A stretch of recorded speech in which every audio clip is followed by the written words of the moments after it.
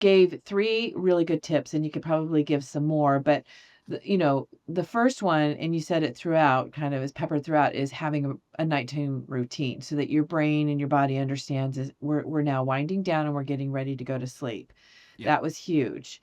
And people don't think about that because, I'm an adult now. I don't have to have a sleep time, Yeah. we just I think about that when you said that, well, as kids, we treat our kids that way, but we don't do that to ourselves. And that's so true. And it's so important.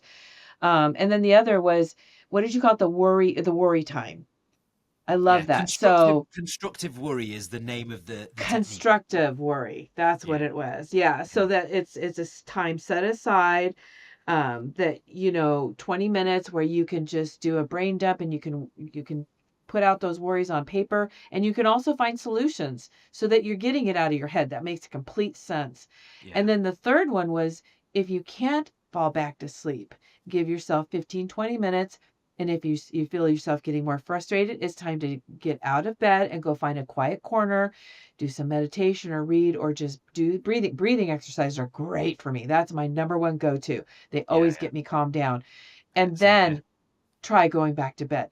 Those are 3 fabulous tips. Do you have any more? Yeah. 1 or 2 more? So those are kind of fairly kind of well, I guess the routine one isn't, but the others are kind of fairly specific. What's really important is creating good everyday sleep habits. That's super, super important.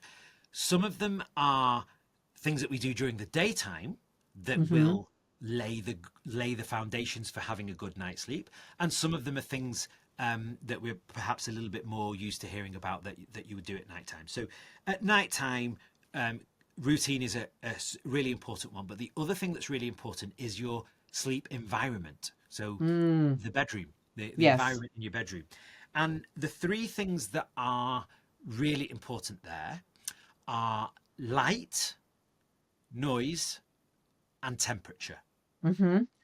So we want the bedroom to be as dark as we possibly can get it.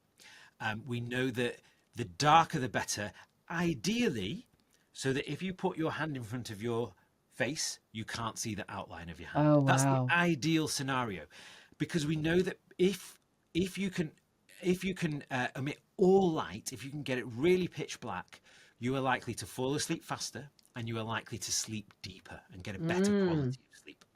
And it can be really difficult to get that level of darkness. Yeah. And so, what I have done for very many years now, and what I encourage all my patients to do, is invest a few dollars in a sleep mask. Sleep Yep. masks are really affordable and are really effective at cutting out all of the light. And Mhm. some people feel a little bit funny about wearing them. They're not used to it, but really after a couple of nights, you really do get used to it. And for me, I couldn't sleep without it now. Hmm. And it's something you can easily take with you anywhere you go. You can put it in your luggage and you put it in your bag. And for me, it now feels like something that's giving my face a warm hug before I go to bed. And so not only does my face get a hug, but I also block out all the light and And it sleep gives great. me a deeper sleep. So light is really important. Um, Getting a quiet bedroom is really Mhm. important. Um, if you have difficulty with that because you have, I don't know, noisy fridge or noisy air conditioning, or you have noisy neighbors, or you have noisy children, then earplugs are a really cheap and affordable way of getting around that. They are some people just cannot get on with earplugs at all. They just don't like anything being in their ears. But again, that's something that I've used for many years to really good effect. If you don't get on with earplugs and you are in a kind of noisy environment, then white noise can be helpful to Mhm. mask the sounds, because it's not. This is about your brain's threat detection again. So even Right. though you're asleep, there are parts of your brain that are still awake, scanning your environment, searching Mhm. for threats. And something that changes is a threat. Something that's consistent isn't a threat. So having that kind of white noise as a consistent noise, Mhm. masking the changes in noise that you might hear due to noisy neighbours or whatever, it can be helpful if earplugs are not your thing. So light, noise, and then temperatures. The last thing, people tend to um, sleep in an environment that is a little bit too warm. We Mm-hmm. need our body to cool down by about a half to 1 degree Celsius, which is about 1 to 2 degrees Fahrenheit, for us to fall asleep. And if you're in too warm a room, it makes it more difficult for our bodies to fall asleep. Mm-hmm. So the ideal temperature for our bedroom is 16 to 19 degrees Celsius. That's the scale that we use over here on this side of the pond.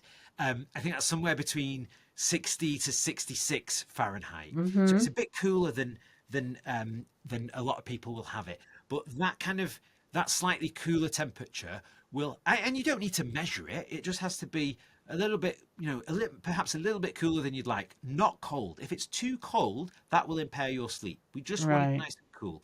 And that will help your body to drop that slight bit of temperature that it needs to. And again, that's been shown to help people fall asleep quicker and to get a deeper sleep and stay asleep better. So, so the main things in terms of nighttime things are environment and routine. Mm-hmm. The good habits that you can do in the daytime are, one is something that you alluded to right at the start when you told me about your kind of earlier adulthood, and then what you changed. So Yes. having a regular bedtime and wake up time is Mm-hmm. super important. So there's emerging evidence recently that regularity of sleep, so having the same bedtime and same wake up time, is probably as important, if not more important, than the amount of sleep that we're getting, which is really, really interesting. Oh. Really, really interesting. But having that, what we sometimes call it an anchored bedtime and get up time, Mm-hmm. you stick to them every day, including holidays, including Mm-hmm. weekends, including days off, that you go to bed at the same time, you get up at the same time.